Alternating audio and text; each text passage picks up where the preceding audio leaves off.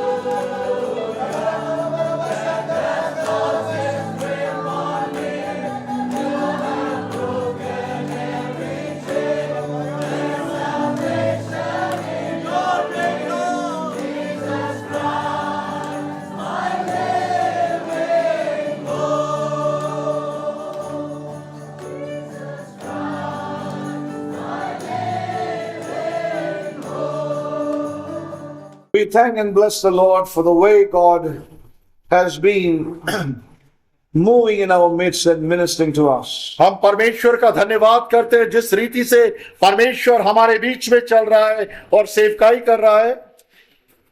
We heard many precious counsels from God from the time we gathered in this place. जिस समय से इस स्थान में हम एकत्र हुए हैं, लगातार हम परमेश्वर से कई सलाहें और सम्मतियों को सुन रहे हैं. Now we are almost coming to the end of this camp meetings. और अब हम इस शिविर सभा के बिल्कुल अंतिम पड़ाव की तरफ हैं. We have one more session that is tomorrow morning. और इस सभा के बाद कल सवेरे एक और सभा होगी.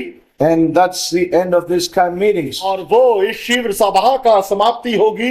I'm grateful to God for bringing me to this camp meetings. मैं परमेश्वर का हृदय से शुक्रगुजार हूँ कि वो मुझे इस शिविर सभा में लेके आया, That I could be in a place of hearing what God has to say to my heart. ताकि मैं एक ऐसे स्थान में पाया गया ये सुनने के लिए जो परमेश्वर मुझसे बोलना चाहता था। And I'm grateful to God. और मैं परमेश्वर के प्रति अति शुक्रगुजार I हूँ surely know it's the kindness that God has extended to me. और मुझे भरोसा है कि ये जो अगर शिविर सभा और बढ़ती तो परमेश्वर मेरे लिए But it's God's grace that is, extended to me that I could be in this camp meeting. और ये परमेश्वर का अनुग्रह है जो उसने मुझे दे दिया इन शिविर सभाओं को यहाँ पर अटेंड करने के लिए। When you said that you're going to extend the camp meeting, people are looking at me. They're scared. Well, don't stare. Praise God that God is at work. परमेश्वर की स्तुति हो क्योंकि परमेश्वर कार्य कर रहा है। And even as we have come around His word tonight, और आज रात को जब हम उसके वचनों के पास आते हैं, let's be open and be attentive to what God has to say to us. और हम खुले रहें और सतर्क और सावधान रहें सुनने के लिए कि परमेश्वर क्या कहना चाहता है। I was reminded of one thing tonight. और मुझे स्मरण आता है आज रात को एक चीज, An alertness in our spirit is always necessary और in our lives. अपनी आत्मा के अंदर बहुत सावधान रहना बहुत जरूरी है। We do not know the times and seasons in many aspects. और कई रीति से हम परमेश्वर के जो मौसम है और कार्य करने के अवसर हैं उनसे परिचित नहीं है। That is why we must come to Him. इसलिए हमें उसके पास आना है, with this faith that we are coming to our God. इस विश्वास के साथ कि हम अपने परमेश्वर के पास आ रहे हैं। That's what the Hebrew writer says, that he that cometh to God must believe and know that He is God, and He is a rewarder of them who diligently seek Him. इसलिए इब्रानियों का लेखक कहता है जो कोई परमेश्वर के पास आता है वो उस पर भरोसा करे कि वो परमेश्वर है और वो अपने खोजने वालों को पुरस्कार देता है। He is a rewarder of them who diligently seek Him. और वो अपने खोजने वालों को एक उचित पुरस्कार देता है। And so may God help us even tonight, और आज रात को भी परमेश्वर हमारी मदद करे that He may open our eyes. कि वो हमारी आंखों को खोल दे। We heard this morning about the sons who are growing in God's house. और हमने आज सुबह सुना परमेश्वर के वो पुत्र जो उसके भवन के अंदर बड़े हो रहे हैं। God's longing and desire is not for servants but for sons. परमेश्वर की इच्छा हमारे लिए दास होने की नहीं बल्कि पुत्र होने के लिए है। We saw many precious counsels and scriptures this morning. और इस संदर्भ में आज सुबह हमने कई सलाहों को, कई वचनों को देखा। God has not given unto us the spirit of a servant of bondage. और परमेश्वर ने हमें दास या गुलामी की आत्मा को नहीं दिया। A spirit that brings fear in us. और वो आत्मा जो हमारे अंदर भय को लेके आती But He है, has given unto us the spirit of His Son. लेकिन उसने हमें पुत्र की आत्मा दी है Spirit of adoption. और एक लेपालकपन की आत्मा दी है। We will be brought into maturity and into that place of adoption. जहां पर हम सिद्धता के अंदर लाए जाएंगे और लेपालकपन के अंदर आएंगे। We heard very clearly about the Apostle Paul. और हमने संत पौलुस के अनुभव को सुना Very clearly from God's words. स्पष्ट रीति से परमेश्वर के वचन से। That spirit of sons, working in the life of the apostle. किस रीति से पुत्र की आत्मा संत पौलुस के जीवन में कार्य कर रही थी। We are not to be in bondage. We are not to be bound to anything which is earthly. हमने कोई भी पृथ्वी की चीज से बंधना नहीं है, उसकी गुलामी में नहीं आना, बंधन में नहीं आना। And I really felt tonight as we were reaching out to the Lord in worship. और मैं महसूस कर रहा हूं जब हम परमेश्वर को पुकार रहे थे स्तुति और आराधना के समय में, The thing that Spirit brought before me is the picture of the chariots that are driving hard but not able to reach forth our lives. और उस समय जो विचार मेरे पास आया कि वो रथ जो पूरे भरसक प्रयत्न कर रहे हैं आगे जाने के लिए लेकिन नहीं जा पा रहे, And finally, the Lord broke those chariots. और अंत में परमेश्वर ने उन रथों को तोड़ दिया।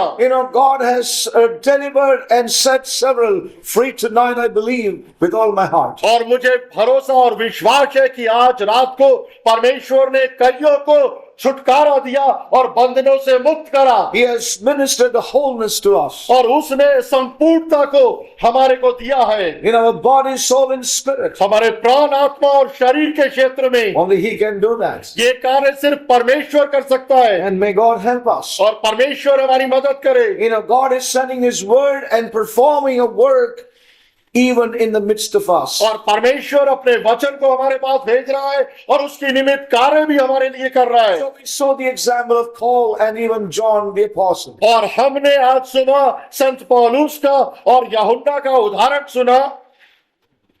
As we heard very clearly, we are not to be bound by anything in our lives. और जैसे स्पष्ट रीति से हमने सुना कि हमें किसी भी पृथ्वी की चीज के द्वारा बांधा नहीं जा सकता। Yes. None of these things can ever bind us in our spirit. कोई भी इस प्रकार की पृथ्वी की चीजें कभी भी हमारी आत्मा को बांध नहीं सकती। We are submitted to those things, those circumstances. जब तक कि हम खुद ही उन परिस्थितियों और वातावरणों के लिए अपने आप को समर्पित ना कर दें। And may God help us to maintain this ground in our lives. परमेश्वर हमारी सहायता करे कि हम इस भूमि को उसमें बनाए रखें। Now we would like to move on in our meditation tonight. और आज रात को अपने मनन में हम और आगे जाएंगे। We spoke about the spirit of son, the sonship working in us. और हमने बात करी पुत्र के आत्मा की जो हमारे भीतर कार्य करता है। As I was reading the scriptures and meditating on this, और जैसे मैं वचन को पढ़कर उस पर मनन कर रहा था, the Lord led me to something from the life of the apostle Paul. और परमेश्वर ने मेरी अगुवाई करी संत पौलुस के जीवन की तरफ। The apostle Paul was into prison many times. और संत पौलुस कई बार कारागार में गया। At one time when he was in a prison, और एक समय में जब वो कारागार में था, Paul had a visitor come to him. और उसके पास वहां पर एक अतिथि मिलने वाला वहां पर आया। He was one of the inmates of the prison. और वो वहां पर उस कारागार का एक सेवक था। He was arrested on some minor charges. और उसको वहां पर रखा गया था छोटे आरोपों के उसमें। And he was put in jail और उसे उस कारागार में डाला गया था for a short while. थोड़े समय के लिए। And while he was in that prison, और जबकि वो वहां पर कारागार में था, he met with the apostle Paul. और उस वहां पर वो संत पौलुस से मिला।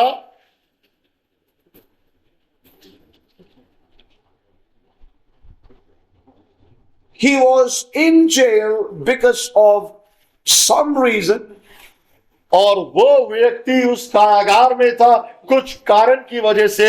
But as we read through the letter of Paul, लेकिन जब हम संत पौलुस की पत्रियों को पढ़ते हैं, it's made very clear that this young man was a runaway slave. और तब ये पता चला कि ये दास अपने स्वामी के घर से भाग गया था। Maybe he took something away from the home as well and ran away from his master. हो सकता है अपने स्वामी के घर से कुछ वस्तु को चुरा के वो भाग गया हो। He had fled from his master who was a believer, a Christian. और वो अपने स्वामी के घर से भाग गया था जिसका स्वामी एक विश्वासी था। He ran away from Asia Minor and came to Rome. और वो वहां पर एशिया माइनर से भागकर रोम के अंदर आ गया। And that's where he met Paul in the prison. और इस तरह से वो दास ने संत पौलुस से भेंट करी कारागार में। And we see as he met the apostle Paul in the prison, और हम देखते हैं कि जैसे इस दास ने संत पौलुस से मुलाकात करी, it appears that Paul had already met this man even before. और ऐसा प्रतीत होता है कि संत पौलुस पहले से ही इस दास से मिल चुका था, Because Paul had met this master in whose house he was a servant. क्योंकि संत पौलुस इस दास के स्वामी से मिला था। Because the master, this young man's master, was brought to the Lord by the apostle Paul. क्योंकि इस दास का स्वामी को संत पौलुस ने प्रभु के पास लेके आया था। So we see very clearly something which God has ordained in the life of this young man. इस प्रकार से हम देखते हैं कि इस युवा दास के जीवन के अंदर परमेश्वर ने कुछ चीजों को पहले से होने की अनुमति दी। So when we turn to the book of Philemon, we see this wonderful story unfolding. और वहां पर हम देखते हैं ये एक सुंदर कहानी का वर्णन जहां पर है, Something that really happened और कुछ चीज जो कि हुई and recorded in the Word of God. और परमेश्वर के वचन में जिसका विवरण है। Yes. And we see that this young man ran away. और हम देखते हैं कि ये युवा व्यक्ति भाग गया। Yes. He was perhaps rebellious. हो सकता है वो भागी हो, Perhaps he was wild in his behavior. हो सकता है अपने व्यवहार के अंदर वो जंगली हो, And he was daring to do what he wants to do. और वो हर एक जो चाहता था उसको करने की हिम्मत रखता था। Yes. But here we find this young man in prison and meeting with this mighty man of God. और यहाँ पर इस युवा दास को हम देखते हैं जो एक महान संत पौलुस से कारागार में मिलता है।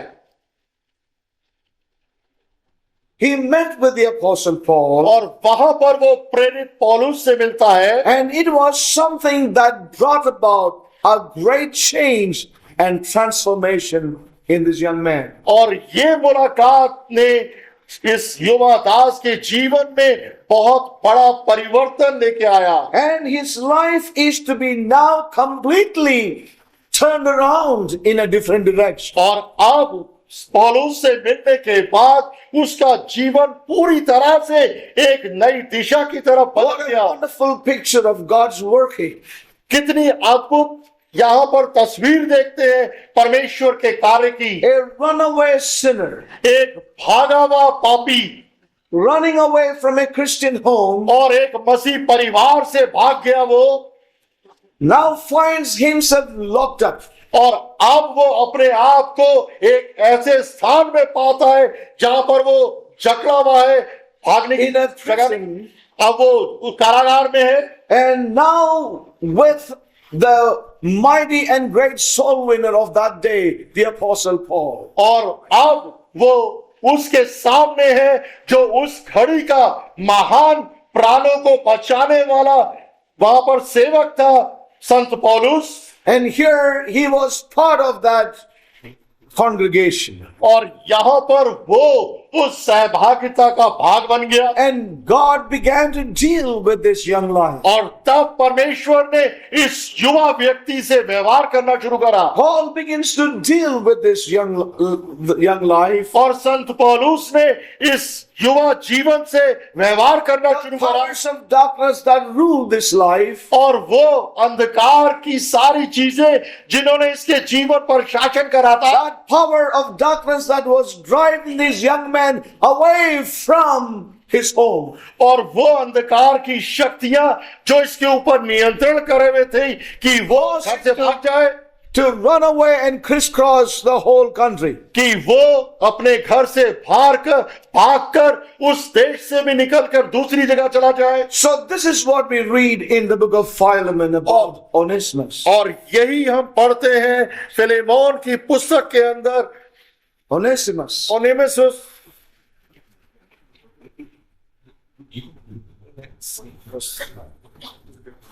Onesimus. Kingdom is slightly different, perhaps. So we see about Onesimus. और यहाँ पर हम ओनेसिमुस के बारे में देखते हैं। You know, he was a runaway, और वो एक भागा हुआ था, but he met the Apostle Paul in the prison. लेकिन कारागार में वो संत पौलुस से मिला। And Paul is now writing a letter to Philemon. और अब संत पौलुस फिलेमोन को एक पत्र लिख रहा है। He's writing this letter to his spiritual son in that sense. और अब वो Even Philemon, whom he brought to Christ. और अब संत पौलुस अपनी इस पत्री को अपने आत्मिक पुत्र फिलेमोन को लिख रहा है, जिसको वो मसीह के पास लेके आया था। And now he writes to him that this young man is now returning home to Colossae, where Philemon was. और अब वो फिलेमोन को बता रहा है कि ये दास ओनेसिमुस अब अपने स्वामी के पास अपने घर लौट रहा है। Now what he says in this letter is, और क्या वो अपनी इस पत्री में कह रहा है, this young man once ran away from you, और ये युवा व्यक्ति या दास एक समय आपके पास से भाग आया था। once he failed to live up to what he was to live up to. एक समय में वो वैसा जीवन जीने में विफल हो गया था जैसे उसे जीना चाहिए था। You know, the word Onesimus means profitable. और ओनेसिमुस शब्द का अर्थ है लाभदायक। That is what his name means. और उसके नाम का ये अर्थ है। And we see that he did not live up to his name as a profitable person in the house of Philemon. और हम देखते हैं कि फिलेमोन के घर के अंदर वो अपने नाम के अनुरूप जीवन नहीं जिया, वो लाभदायक नहीं रहा। And Paul says once he was not profitable. अब संत पौलुस कहता है एक समय था जब वो लाभदायक नहीं था। You know, when we turn to chapter, the Philemon and verse 11, verse 10 and 11, I beseech thee for my son Onesimus. He says, whom I have begotten in my bonds. Verse 10. मैं अपने बच्चे ओनेसिमुस के लिए जो मुझसे मेरी कैद में जन्मा है तुझसे विनती करता हूँ। I beseech thee for my son Onesimus. और मैं तुझसे विनती करता हूँ मेरे बच्चे ओनेसिमुस के लिए, whom I have begotten in my bonds. जिसको मैंने जन्म दिया मेरे कारागार में या कैद में। Time past was to thee unprofitable. और वह तो पहले तेरे कुछ काम का ना था, but now profitable to thee and to me. Hallelujah. पर अब तेरे और मेरे दोनों के बड़े काम का है। You know, Onesimus means profitable. और ओनेसिमुस का मतलब है लाभदायक। And he did not live up to his name. और वो अभी तक अपने नाम के अनुरूप नहीं जिया। And so Paul says here, he was unprofitable in the past. और भूतकाल के अंदर वो लाभ रहित जीवन जिया। But now God has changed him. लेकिन अब परमेश्वर ने उसे बदल दिया। And now he has become profitable both for Paul and also Philemon. और अब संत पौलुस कहता है कि यही दास फिलेमोन तेरे लिए और मेरे लिए बड़े काम का हो गया, लाभदायक हो गया। Now listen, sons of God. ध्यान As से growing sons, we need to listen to something that is very precious in this book. ध्यान से सुनिए। इस letter. परमेश्वर के अंदर बढ़ते हुए पुत्र इस पत्री के अंदर परमेश्वर ने बहुत कुछ रखा है। You know, if only, beloved, we could see the picture of ourselves in this place.